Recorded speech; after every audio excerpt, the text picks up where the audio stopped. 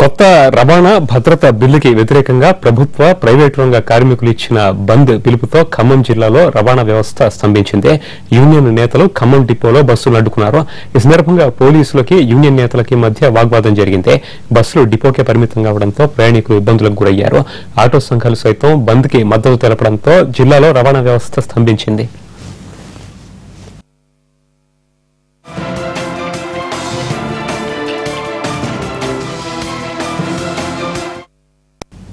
ప్రతిపాదిత రోడ్డు భద్రతా బిల్లుపై దేశవ్యాప్తంగా ఆందోళన వ్యక్తమవుతోంది. తెలుగు రాష్ట్రాల్లో కూడా నిరసన కార్యక్రమాలు ఇవాళ జరుగుతున్నాయి. ఈ బిల్లు నిర్ణయాన్ని వెనక్కి తీసుకోవాలని విజయవాడలో ర్యాలీ జరుగుతోంది. పూర్తి సమాచారం అక్కడి నుంచి మా ప్రతినిధి హరీష్ లైవ్ లో అందిస్తారు. Harish, over to you. Road భద్రతా బిల్లు మీద పూర్తి స్థాయిలో నిరసనలు వ్యక్తమవుతున్నాయి. రాష్ట్ర వ్యాప్తంగా దేశవ్యాప్తంగా జరుగుతున్నటువంటి ఆందోళనలో భాగంగా విజయవాడ కార్మిక సంఘాలన్నీ కూడా కథం తొక్కి రోడ్డు మీద వచ్చి తమ నిరసన వ్యక్తం చేస్తున్నాయి. రోడ్డు భద్రతా బిల్లుతో కేంద్ర ప్రభుత్వం ఖజానా నింపుకునేందుకు ప్రయత్నాలు చేస్తుంది. చట్టాలను ఏకపక్షంగా రూపొందించడంతో పాటు ఇది ఇష్టానుసారంగా కార్మిక సంఘాలని పరిగణలో తీసుకోకుండా సింగిల్ గా ఏకపక్షంగా నిర్ణయం తీసుకోవడం పట్ల మీద మాత్రం పూర్తి స్థాయిలో నిరసన వ్యక్తమవుతుంది. ఇందులో భాగంగానే విజయవాడ కేంద్రంగా కార్మిక సంఘాలు అన్ని కలిసి విజయవాడ రోడ్ల మీద నిరసన వ్యక్తం చేసినటువంటి పరిస్థితి కనిపిస్తుంది. ఈ కార్మిక సంఘాలతో పాటు రాజకీయ పక్షాలకు సంబంధించినటువంటి నాయకులంతా నిరసన వ్యక్తం చేస్తారు. చెప్పండి, ఈ రోడ్డు భద్రతా బిల్లు మీద ఎందుకు ఇంత నిరసన వ్యక్తం అవుతుంది? కేవలం ఖజానా నింపుకునేందుకు ఇంత భారీ స్థాయిలో పెనాల్టీలు వేయడం కానీ ఈ విధానాలు ఎంతవరకు కరెక్ట్ అంటారు? ఈ రోడ్ సేఫ్టీ 2015 బిల్లుని కార్మిక సంఘాలన్నీ కూడా పూర్తిగా వ్యతిరేకిస్తూ ఉన్నాయి. ఎందుకంటే మరీ ముఖ్యంగా డ్రైవర్లకి లేకపోతే ఆటోలకు సంబంధించినటువంటి ఏదైతే వాహనాలు నడుపుతారో వాళ్ళందరికీ సంబంధించినటువంటి చిన్న చిన్న విషయాలకి పెద్ద పెద్ద శిక్షలు వేయడం కానివ్వండి, లైసెన్సులు సస్పెండ్ చేయడం కానివ్వండి, ఈ రకమైనటువంటి అన్నీ కూడా బిల్లులో పొందుపరచడం జరిగింది. మరీ ముఖ్యంగా ఆటో కార్మికులు, బస్సు డ్రైవర్లు వీరందరూ కూడా విపరీతమైనటువంటి ఆందోళన ఎదుర్కోవాల్సినటువంటి అవసరం.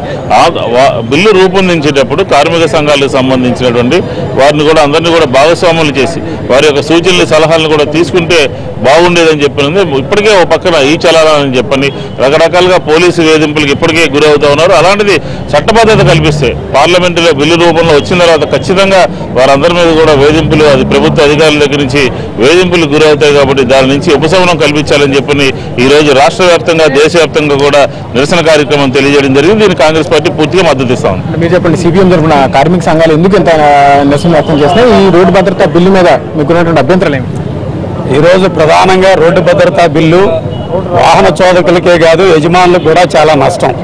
మొట్టమొదట ఈరోజు ఉన్నటువంటి ఆర్టీఏ వ్యవస్థ అంతా కూడా రద్దవుతుంది. ప్రైవేటు వాళ్ళు ఏంటంటే ఆ వ్యవస్థ స్థానంలో చోటు చేసుకుంటారు. ఇప్పుడున్నటువంటి దాన్ని తీసేసి నేషనల్ రోడ్ సేఫ్టీ అనేటటువంటి దాన్ని వాళ్ళు ఏర్పాటు చేయబోతున్నారు. రెండోది, ఈరోజు వాహనదారులే ప్రధానమైనటువంటి అన్ని యాక్సిడెంట్లకి కారకులుగా ఈ ప్రభుత్వం చెప్పబోతుంది. నిజానికి రోడ్లు బాగు చేయటం కానీ, రోడ్ లైన్లు ఏర్పాటు చేయటం కానీ ఆ పని చేయకపోగా ఈరోజు డ్రైవర్లు ఏంటంటే దానికి బాధ్యత వహిస్తుంది. రెండో వైపున 15 సంవత్సరాలు దాటినటువంటి ఏ వాహనాన్ని కూడా ఈ రోజు ఏంటంటే దాన్ని కొనసాగించడానికి అవకాశం లేకుండా రద్దు చేయబోతుంది.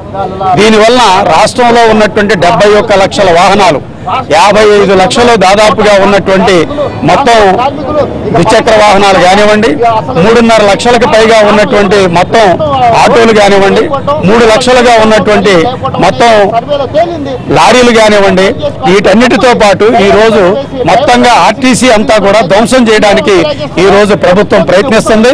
53 ఆర్టీసీ సంస్థలు దేశవ్యాప్తంగా మూతపడతాయి. ఇది చాలా ప్రమాదం అనేటటువంటిది మేము వ్యతిరేకిస్తున్నాం. పరిస్థితి అయితే రోడ్డు భద్రతా బిల్లు మీద మాత్రం పూర్తి స్థాయిలో నిరసన వ్యక్తమవుతున్నాయి. కేవలం డ్రైవర్లను టార్గెట్ చేసుకుని వాళ్ళకి సంబంధించినటువంటి ఇప్పటికే కొరతగా ఉన్నటువంటి నేపథ్యంలో రవాణా రంగం పరిస్థితి అంతంత మాత్రంగా ఉన్నటువంటి నేపథ్యంలో కేవలం ఖజానాను దృష్టిలో పెట్టుకుని కార్మిక హక్కులను కాళ్ళ రాస్తూ బడా కంపెనీలకు, బడా పారిశ్రామికవేత్తలకి ఊడిగం చేసేందుకు కేంద్ర ప్రభుత్వం ఈ నిర్ణయాలు తీసుకుందని చెప్పి కార్మిక సంఘాలన్నీ మండిపడుతున్నటువంటి పరిస్థితి. Paritosh, thank you Harish. కేంద్రం తీసుకురాబోతున్న రవాణా భద్రత బిల్లుకు వ్యతిరేకంగా దేశవ్యాప్తంగా ప్రైవేట్ ట్రాన్స్పోర్ట్, ఆటో సంఘాలు నిరసన వ్యక్తం చేస్తున్నాయి. హైదరాబాద్ లో ఆటో వాలాలు బంద్ నిర్వహిస్తున్నారు. ప్రయాణికులు దీంతో తీవ్ర ఇబ్బందులు పడుతున్నారు. మరింత సమాచారాన్ని మా ప్రతినిధి రాజు అందిస్తారు. కేంద్ర ప్రభుత్వం రోడ్డు రవాణా భద్రత కోసం ఒక కొత్త చట్టం తీసుకురాబోతుంది. అయితే ఈ చట్టం పూర్తిగా కూడా ఎవరైతే ఆటో డ్రైవర్లు కావచ్చు, డీసీఎంలు కావచ్చు, ప్రైవేట్ ట్రాన్స్పోర్ట్ నిర్వహించే వాళ్ళందరికీ కూడా నడ్డి విరిచేలా ఉందని చెప్పి ప్రతి ఒక్కరూ కూడా ఆవేదన వ్యక్తం చేస్తున్నటువంటి పరిస్థితి. ప్రధానంగా 2 వీలర్ కావచ్చు, 3 వీలర్ కావచ్చు, వీటి కనుక ఒకసారి సిగ్నల్ జంప్ అయితే మొదటిసారి 5,000 చలన ఉంటుంది. ఆ తర్వాత వాళ్లకు లైసెన్స్ కూడా రద్దు చేస్తారు, ట్రైనింగ్ కూడా ఇస్తారు. ప్రభుత్వమే ట్రైనింగ్ ఇచ్చే అవకాశం కూడా ఉంది. అంటే 3 నెలల పాటు రోడ్డు పైకి వచ్చి మళ్ళీ డ్రైవింగ్ చేసే అవకాశం కోల్పోతారు. ఆ ట్రైనింగ్ ఇచ్చిన తర్వాత మళ్ళీ గనక సిగ్నల్ జంప్ చేస్తే 10,000 చలానా, ఆ తర్వాత 15,000 చలానా, ఈ విధంగా చట్టాన్ని రూపొందిస్తున్నారు. మరోవైపు చూస్తే నో పార్కింగ్ ప్లేస్ లో కూడా ఇప్పటి వరకు 100-200 వసూలు చేసినటువంటి చట్టాన్ని ఒక్కసారిగా 5,000, 10,000 లేదంటే 15,000 ఈ విధంగా కూడా వసూలు చేసే అవకాశాలు కనిపిస్తున్నాయి. చెప్పండి, ప్రధానంగా కేంద్రం తీసుకొస్తున్నటువంటి ఈ ట్రాన్స్పోర్ట్ సేఫ్టీ చట్టం మీకు ఏ విధంగా ఇబ్బందికరంగా ఉంది? ఈ ట్రాన్స్పోర్ట్ సేఫ్టీ బిల్ 2014 కు వ్యతిరేకంగా ఈ రోజు దేశవ్యాప్త సమ్మెకు పిలుపునిచ్చాము. సేఫ్టీ బిల్ ఎక్కడ సేఫ్టీ ఉందండి? అన్సేఫ్టీ బిల్ ఇది. అంటే ఒక డ్రైవర్ రోడ్డు మీదకి వచ్చి బండి నడపాలంటే చాలా ప్రాబ్లమ్స్ అవుతున్నాయి. అంటే సిగ్నల్ జంప్ అయితే 5,000, రాంగ్ పార్కింగ్ లో పెడితే 5,000, 100-200 రూపాయలు ఉండాల్సింది 5,000, 10,000 కట్టాలంటే వాళ్ళ భార్య పిల్లల్ని తెచ్చుకొని రోడ్డు మీద ఆత్మహత్య చేసుకునే పరిస్థితి ఈ రోజు ఏర్పడింది. అలాగే ఆర్టీఏ ప్రైవేటీకరణ అంటే ఇంకా మొత్తానికి ఇచ్చేసేస్తున్న ఆర్టీఏ ప్రైవేటీకరణ అంటే ఒకటి డీసీఎంకు ఉన్నది నో ఎంట్రీ టైమింగ్స్. వాడు నడిపేదే 4 గంటలు. 4 గంటల్లో చాలాన్లు కట్టడము, ఇన్సూరెన్స్ కట్టడం ఎలా చేసుకుంటాడు? దీనికి వ్యతిరేకంగా ఈ రోజు దేశవ్యాప్త సమ్మె చేస్తున్నాం. అలాగే గ్రేటర్ హైదరాబాద్ లో మొత్తం రవాణా అస్తవ్యస్తం చేస్తామని భారతీయ మజ్దూర్ సంఘ్ తరఫున మేము ప్రభుత్వానికి హెచ్చరిక జారీ చేస్తున్నాం. ప్రధానంగా మీ డిమాండ్స్ ఏంటి అంటే ఎటువంటి చట్టం అంటే కనీస చాలాను 100 రూపాయలు కావాలి. ఇంకోటి ఇన్సూరెన్స్ 18,000, ఒక టాటా ఏసీ కట్టుకోవాలంటే 18,000, డీసీఎం కట్టాలంటే 30,000 రూపాయలు ఉన్నాయి. ఎలా కట్టుకుంటారు? మినిమం 2,000 రూపాయలు ఇన్సూరెన్స్ ఉండాలి. కనీస చాలాను 100 రూపాయలు చేయాలి. ఇంకోటి ఆర్టీఏ ప్రైవేటీకరణ, అది కూడా దానికి విరుద్ధంగా ఉంది. అది కూడా ఉపసంహరించుకోవాలి.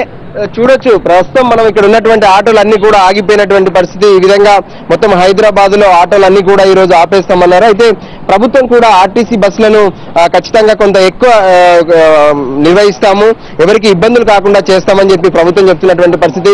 చెప్పండి, మీకు ప్రధానంగా ఈ రోజు కొత్త చట్టం తీసుకొస్తే ఆటో నడపడానికి ఎటువంటి ఇబ్బందులు ఉంటాయి? చాలా ఇబ్బంది అవుతుంది సార్, చాలా ఇబ్బంది అవుతుంది చేస్తుంది. మాకు ఇప్పుడు కాదు 45 సంవత్సరాలు చేస్తున్నాం. ఛాలెంజ్లు ఎక్కువ అయిపోతుంది. మా ప్రాబ్లం అంటే చేసిన కాడికి ఇక్కడికి అయిపోతుంది. మా ప్రాబ్లం ఇది. 14 యూనియన్లు కలిసి అన్ని ఇబ్బంది పెడుతున్నాం. మీరు చెప్పండి, కొత్త చట్టం అంటున్నారు. ఇప్పుడు ఉన్నటువంటి చట్టానికి కొత్త చట్టానికి గల మార్పులు ఏంటి? కొత్త చట్టం తీసుకొస్తే మీకు ఎటువంటి ఇబ్బంది? ఈరోజు ఎట్లా ఉందంటే ఈ కేంద్ర ప్రభుత్వాన్ని కాకులం కొట్టి గద్దలకేసినట్టు గద్దలం కొట్టి పెద్దలు పెట్టిన విధానంగా ఉంది. ఇది కరెక్ట్ అయిన పద్ధతి కాదు. ఇప్పుడు ఉన్న 100 రూపాయల చాలాను కట్టుకొని లేని పరిస్థితుల్లో, దయనీయ పరిస్థితుల్లో మేము ఉన్నాము. ఒక చాలాను సిగ్నల్ జంప్కు 5,000 నుంచి 10,000, 10,000 నుంచి 15,000 అంటే ఈ రోజు మా పరిస్థితి చాలా దారుణంగా ఉంటుంది.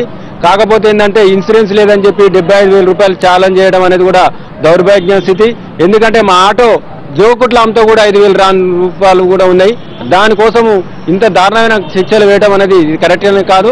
ఇకనైనా మోడీ సర్కార్ ఈ బిల్లుని వాపస్ చేసుకుంటే బాగుంటుందని మేము టీఆర్ఎస్ నుంచి మేము కోరుతున్నాం.